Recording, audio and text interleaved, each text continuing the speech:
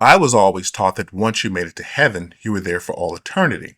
But the Bible does not support this idea. We have no example of the dead going to heaven and remaining there, but we do have examples of beings who lived in heaven with God being forced to leave when they no longer agreed with God and no longer wished to honor the house rules. They are called fallen angels, or the fallen for short. The Bible tells the story of Lucifer and a group of angels who decided to rebel against God. But God, being all knowing, obviously knew that some of his angels were unhappy.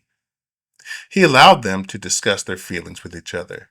He allowed them to make their own personal decisions about how they wanted to live their lives. When they decided they no longer chose to live by the house rules, he did what he never wanted to do. He cast them out of his house to live apart from his presence. Lucifer became Satan, and with one third of the angels, God allowed him to leave. The story is important because it destroys the myth that free will go away once we make it to heaven. It turns out that heaven is a voluntary arrangement.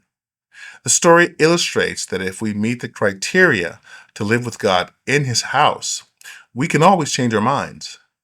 Going to heaven does not take away our opinions or ability to think independently. Being in heaven does not make us God's programmed army. Heaven is God's home. Those who are invited choose to be there and choose to live in such a way as to preserve its peace and harmony.